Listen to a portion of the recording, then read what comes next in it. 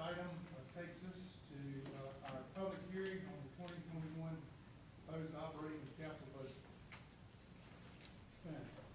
Mr. Chairman, I'd like to call on Deputy County Manager Michelle Lancaster, who has a few words for you to open this public hearing. Thank you, Mr. Manager. Commissioners, this afternoon you have the proposed operating capital budget public hearing for FY 2021. You received the proposed operating and capital budget on June 1st, and today is an opportunity for you to receive public comments.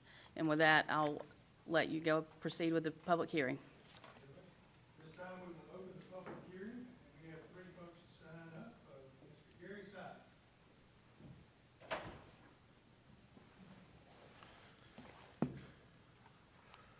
Thank you, Mr. Chairman. I would say good evening, but it's afternoon. So I'll say good afternoon. I would like in my part of the presentation, I'll be discussing state mandates and requirements where we don't have any choice, increasing costs and state mandated programs that we have to address at UCPS. Number one, our significant cost of utilities. We have an expectation of an increase of $775,000, which includes $240,000 with water and sewer. And those anticipated costs have not been raised in several years. We also have a state-mandated HR finance software upgrade, of which is partially funded by the state, but we're locally on the hook for $330-some-odd thousand. We also anticipate an increase in charter payments of some $450,000 to charter school students in Union County, and that budget we anticipate in total will be $9.2 million. Several years ago, the state came out with a mandate of decreasing K through 3 classroom sizes. And in order to meet that unfunded mandate and maintain other classrooms in other grades in an appropriate fashion, we are looking for $1.770 million in order to meet that mandate. We also have, as you know, state employees and also have local employees, and when the state benefits change, we have to compensate equally on our local employees. And we're getting numbers back from the state that is forecasting that at about 8.5%, or a total of $850,000. The total of these mandates over last year equals some $4.2 million. And then I'm going to turn it over to our Vice Chair, Ms. Heintel, for the next part of it. Oh, Ms. Merrill. I'll turn that over to our Board Chair, Ms. Merrill. Thank you. Good afternoon, Commissioners. I am here today to advocate for our employees, and I want to thank Chairman Simpson and Vice Chair Ray for meeting with us last week to go over our budget and to have a face-to-face conversation with you since our joint meeting was canceled due to COVID-19. I want to remind everyone that we are Union County's largest employer, Union County Public Schools. We are the 6th largest school district in the state of North Carolina. And according to different surveys in the state, we are the 3rd best performing school district out of 115 school districts in North Carolina. We consistently come in 3rd place. And it should also always be mentioned that number 1 has around 12,000 students, number 2 has around 4,000 students, and Union County Public Schools proudly has approximately 42,000 students. And we take great pride in the position we have in the state of North Carolina. The reason I'm here today is to advocate for our school nurses, psychologists, and social workers who have not had a local supplement increase since 2012. We are, by large numbers, losing them monthly to CMS, and we need to do something about this. I think 8 years is a pretty good time to reevaluate this. For our transportation department, we are asking to increase the supplements for our drivers, mechanics, and our facilities workers. As you remember, you worked with us back in 2017 to help get them an increase. But unfortunately, as soon as Union County did that for our drivers, everyone around us gave increases to their drivers to offer more. So that's where we are 3 years later. We're still losing bus drivers, and we're losing them to CMS, Anson County, South Carolina, and unfortunately, most of our are leaving to come here to Union County government. So that's probably something we need to discuss at a later date. And it's because of their hourly wages are higher here than what we're able to offer. The most important thing that I want to talk to you today about is our classroom teachers. In 2018, for local supplements, Union County Public Schools classroom teachers ranked number 12 in North Carolina. As of this past year, 2020, we have lost ground, and our teachers' local supplement is now between number 16 and 17 in the state. So each year we are losing significant ground in our local supplement. The budget that we have presented to you is to give each one of our teachers, approximately 2,500 teachers, a $1,000 increase to their local supplement, because we are losing them to surrounding counties and the border for South Carolina. With this $1,000 increase that is before you today would bring us to number 9. And I feel like if we were number 12 in 2018, for 2020, 21, if we could agree to do this in our budget with your approval, I think that would go a long way with what our classroom teachers are having to go through, having classrooms in their home. They've had to learn overnight at the snap of a hat how to go from teaching face-to-face to teaching virtually. And once again, Union County Public School teachers did a phenomenal job, and I think we need to reward them for that and improve our position in the state. This is a critical need for Union County Public Schools. We're losing not only our salary employees, but again, our hourly employees. You have told us over the past few years that if there is anything we need, to come to you and let you know. And last year, 2019, 2020 was a very difficult year to financially manage on a 2018 budget from the state. And if we go into, and we did not come to you to ask for anything more last year. We made the numbers work. But I stand before you today to let you know that if we go into 2020, 2021 on a 2018 budget, our county's going to be in trouble. And I just want to petition you today that you said to come to you if we need something. So I stand before you today saying we need your help. If this budget is not approved, if we don't find some way to work with, we will be forced to eliminate positions and programs, and you will no longer have one of the best public school districts in the state.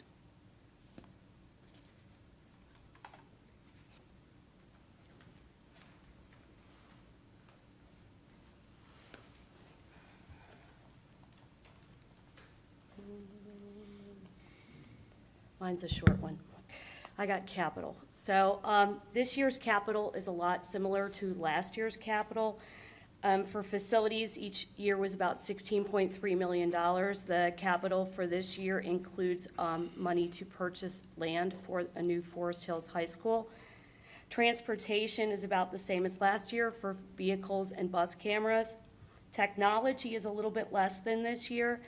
Last year, we had about $1.3 million in the budget for a refresh on our smart boards in all of our classrooms. This year was supposed to be the second year of that program. Unfortunately, we had to cut it out of our budget because we needed to get new computers, laptops, Chromebooks, for our students in grades 3 through 5. When school shut down on March 13th and everything went to remote learning, we were unable to give our 3 through 5th grade students laptops to take home. They were too fragile. We're having trouble getting parts from China and other places to fix the existing ones. So you will see that's why the technology ask went down year over year. And we're asking in the consent agenda today for permission to go ahead and do a lease for 4 years for the 3 through 5 laptops, because it's probably a given that at some point next year, we're going to be in a remote learning position and we'll need those for our students. The co-curricular is just another year of band uniforms and instruments for schools. This year is Parkwood High School, excuse me. And that's about it in the budget, in the capital budget, unless anyone has any questions. In this year's capital, you'll notice some things that we'll say that we're doing it in-house, which would just be for the materials that we would need to do it. A lot of our schools have been cleaned and ready for next school year because we let out on March 13th, so our maintenance and facilities crew is doing some projects for us this summer. So it would just be for the materials for the projects. And again, to echo what Mr. Sides and Mrs. Merrill said, we're still working on a 2018-19 state budget. We made it work for last year. We're hoping at least to get the same this year, but we don't know. We don't know what budgets are going to look like for next year. We're still awaiting the state legislature, and we'll see what happens then. The other thing is that we've received some information from the state, from the governor, and from the health director regarding school next year. They're going to make a decision on July 1st. But a lot of it, all of it requires, all 3 plans requires temperature of every student and staff that enters our building every single day and enters our bus every single day. So I'm not really clear how we're going to pay for all the PPE that we're going to need for next year, depending on the projects, or on the plan that is chosen by the governor. So thank you, I appreciate your interest.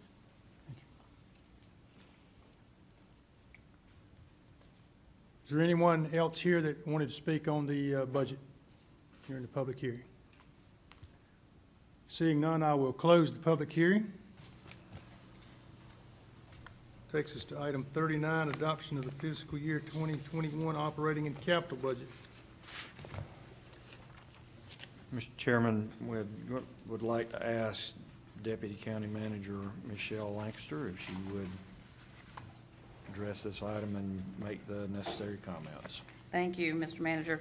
As the board heard, you had your public hearing earlier this afternoon, and you had 3 speakers. The recommended budget before you maintains the 73.09 cent tax rate, and tonight you're just being asked to adopt that budget for FY '21.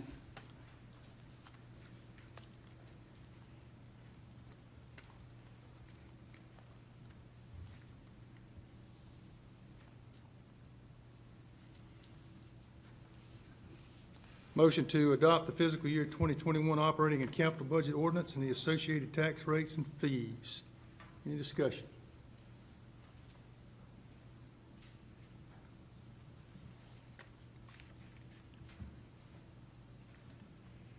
Well, I'll comment. Just a couple of items with regard to the budget. I want to commend Commissioner, or rather Manager Watson. When we started out early in the year, I told him he'd be drinking from a fire hose, and I didn't know how many different fire hoses was coming. I was just talking about the normal fire hoses, but certainly has worked diligently with the financial staff and the budget folks to pull this budget together. Ms. Lyles did a great job in showing where a lot of that money goes and the cost associated with it. Just a couple of things. Again, thanks for bringing in a budget with no tax increase. the impact, to me, several things have shown up this year in the budget. One of those being the impact of the COVID-19 and its impact on sales tax. We know that sales tax goes for our fire service, it goes to a lot of places, particularly our school debt service. And that's had a huge impact and probably will continue to have an impact on our ability for repayment. This board made some decisions several years back with regard to our fund balance, and so there's not a lot of money there for PAYGO. That has an impact on us as well. The other item that I would be remiss if I did not mention, one of the first things I wanted to do when I got elected in 2011 was fix the cost of fire service. And we have had stakeholder meeting after stakeholder meeting and discussion after discussion and roundabout and consultants and you name it all. I'll go back to my Rotary four-way test.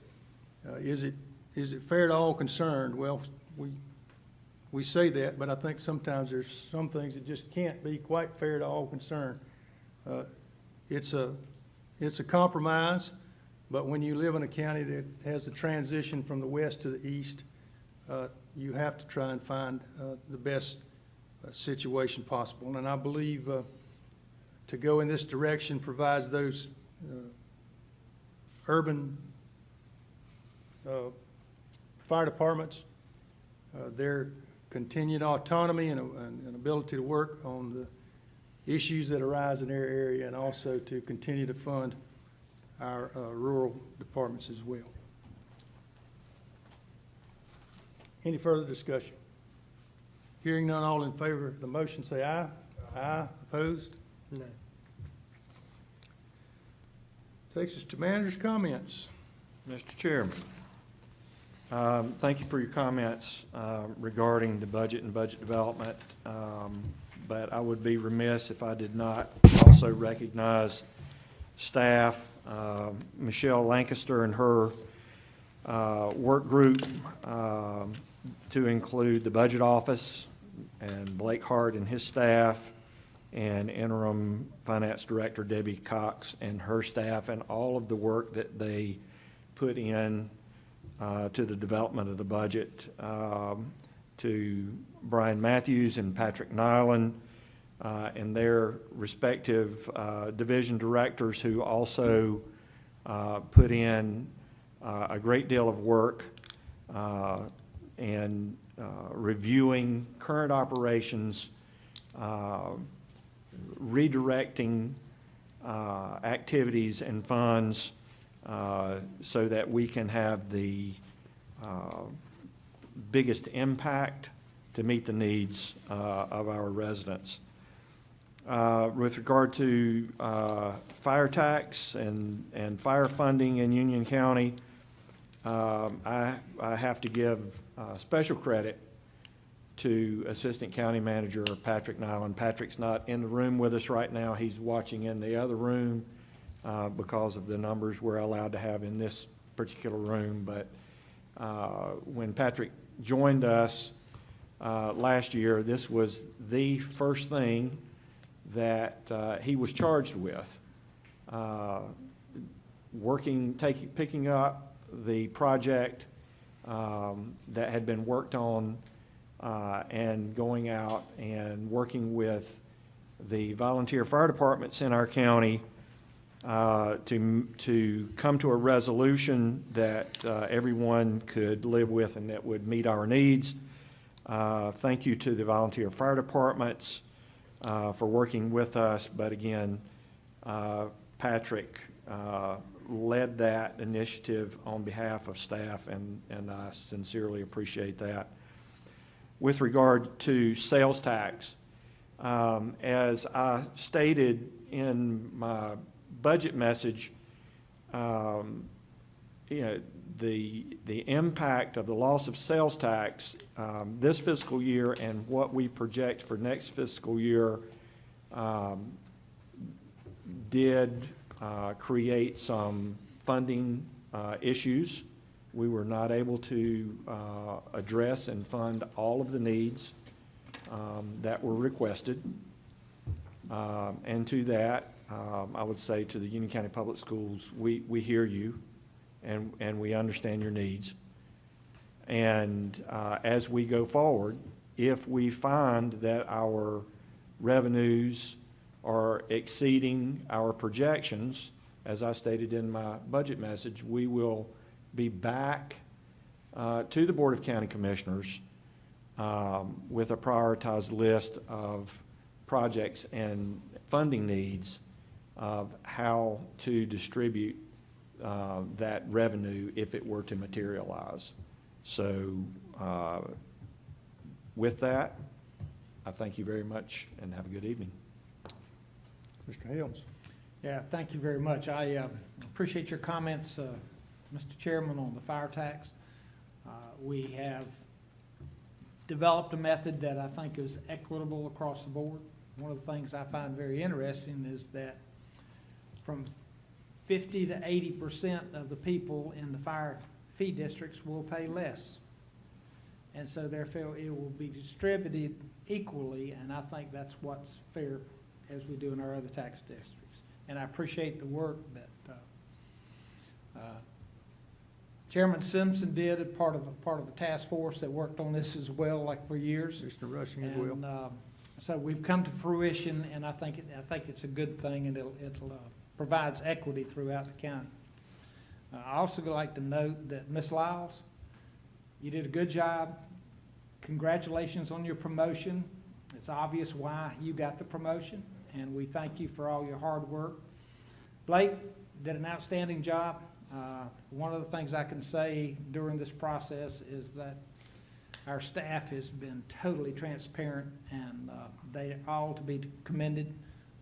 And Mr. Watson's leadership and Michelle, y'all, we appreciate what you do, plus our assistant county managers as well. I look forward to working with our education partners to come up with a plan, a process that'll address their needs and their concerns in probably one of the most challenging times that I have seen in all my years, and unfortunately I have a lot of them, that I've never seen anything like this. So we've got some challenges that we have to work through, and I think together we can work through them and provide for Union County. Thank you. Mr. Rape. Well, this is one of those questions, when I ask for everybody to pray for this county and its leaders, I know you're doing that, but continue to pray, because I, like Commissioner Helms and all the other commissioners, I truly don't know what the future holds for us. I put my faith in God, and I just hope this thing's over quickly. Thank you. Mr. Rushing. Thank you, Mr. Chairman. I just wish everybody, hope you have a happy 4th of July and safe 4th of July. And look forward to starting the next fiscal year with high hopes and a lot of challenges in the coming years. Mr. Akins. No comments this evening. My only additional comment would be, sometimes things get done in consent agenda that we miss, and remind you that we did take action for next month. And instead of first and third Monday, we have the second Monday, and it'll be the only meeting we'll hold in July. So make that recognition of that action.